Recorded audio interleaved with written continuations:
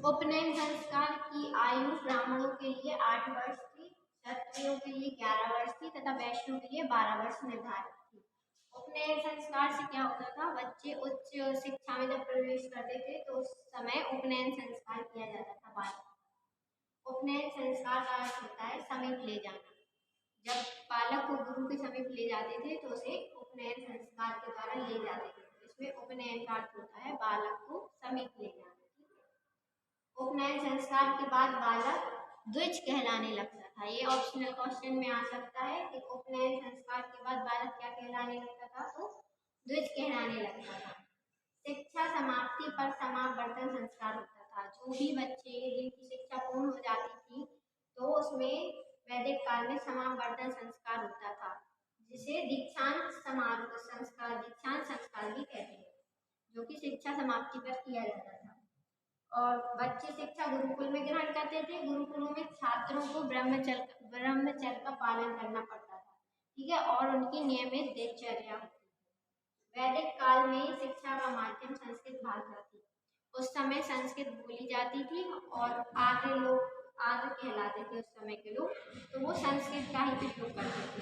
तो इसलिए वैदिक कालीन शिक्षा की जो भाषा थी वो संस्कृत भाषा थी।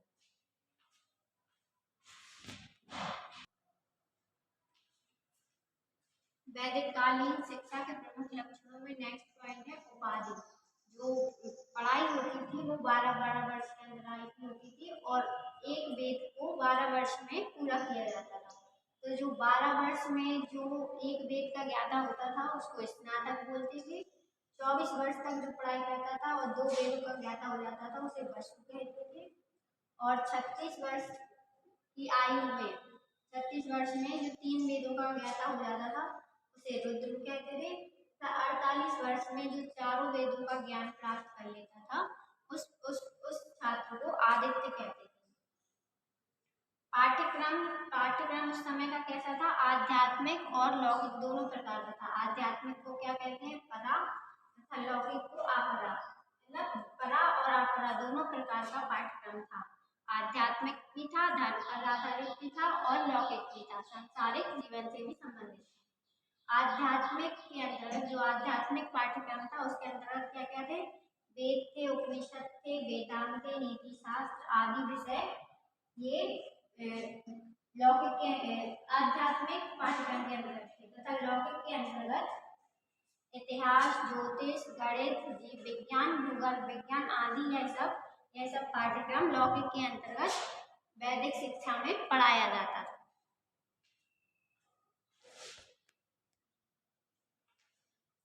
अब हम वैदिक शिक्षा के उद्देश्य के बारे में पढ़ेंगे। वैदिक कालीन जो शिक्षा थी उसके प्रमुख उद्देश्यों में क्या था, मोक्ष की प्राप्ति इसका प्रमुख उद्देश्य था। वैदिक कालीन धर्म पर आधारित थी, इसलिए मोक्ष प्राप्ति पर उसने बहुत बल दिया था। दूसरा, छात्र का चरित्र निर्माण करना। वैदिक कालीन शिक्षा का प्रमुख उद्देश्य था कि छात्र का चरित्र निर्माण करे जिससे वह अपने देश के लिए योगदान दे सके। छात्र का सर्वांगीण विकास करना। सर्वांगीण विकास के अंतर्गत सामाजिक कुशलता भी, नागरिक कर्तव्यों के प्रति उसको जागरूक बनाना और वह सभी प्रकार से विकसित हो, यह सर्वांगीण विकास के अंतर्गत आता है। चौथा है संस्कृति का संरक्षण करना। वैदिक कालीन शिक्षा में जो अपने यहाँ की संस्कृति है उसका संरक्षण करना, विकास करना, यह भी उसका शिक्षा का उद्देश्य था। व्यक्तित्व का विकास करना। वैदिक कालीन शिक्षा में व्यक्ति के व्यक्तित्व का विकास करना भी एक शिक्षा का उद्देश्य था। बालक में आत्मानुशासन का विकास करना। बालक खुद से अनुशासित रहे, उसे दूसरे द्वारा अनुशासित ना किया जाए, इसलिए वैदिक कालीन शिक्षा में आत्मानुशासन पर बल दिया गया था।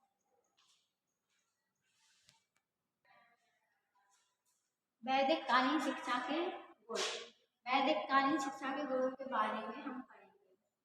वैदिक कालीन शिक्षा चूंकि वेदों पर आधारित थी इसलिए वह धार्मिक थी, इसलिए धार्मिक शिक्षा पर आधारित थी, यह इसका एक गुण है। दूसरा, शिक्षा निःशुल्क शिक्षा की व्यवस्था थी। जो गुरुकुल में जो शिक्षा होती थी उसमें जो राजा या जो भी कोई दान देता था उसी पर आधारित थी यह शिक्षा, इसलिए गुरुकुलों में निःशुल्क शिक्षा की व्यवस्था थी, यह वैदिक कालीन शिक्षा का एक गुण है। राष्ट्रीय चरित्र के निर्माण में सफल।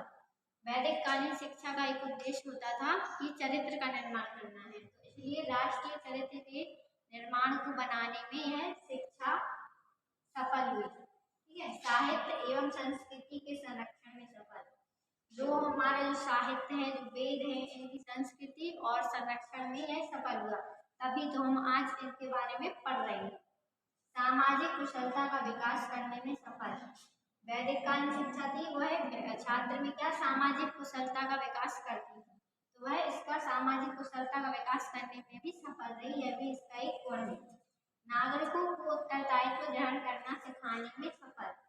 जो भी छात्र होते थे वो आगे के नागरिक बनेंगे, तो उनको उत्तरदायित्व ग्रहण करना सिखाना यह वैदिक कालीन शिक्षा का एक उद्देश्य था और इसमें वह सफल रहे, तो इसलिए यह इसके गुण के रूप में देखेंगे। अब हम वैदिक कालीन शिक्षा के दोषों के बारे में पढ़ेंगे।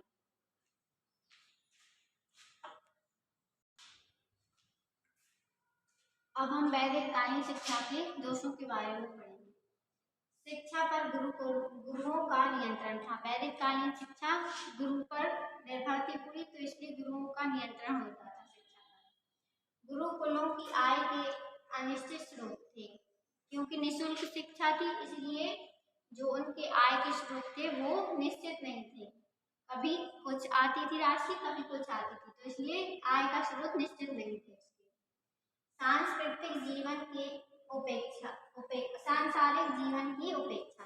वैदिक कालीन संस्कृति है वह धर्म पर आधारित थी, इसलिए सांसारिक जीवन की उसमें उपेक्षा की। धर्म की प्रधानता थी, क्योंकि वेदों पर आधारित थे और धर्म वाले काम ज्यादा किए जाते थे, इसलिए धर्म की प्रधानता थी। लोक भाषाओं की उपेक्षा। जो उस समय क्या संस्कृत भाषा का यूज किया जाता था, जो नॉर्मल व्यक्ति है वो समझ नहीं पाते थे, इसलिए उन्होंने जो वहाँ की लोक भाषा थी उनकी उपेक्षा हुई और संस्कृत को ही अकेला बढ़ावा मिला, इसलिए यह भी इसका एक दोष है।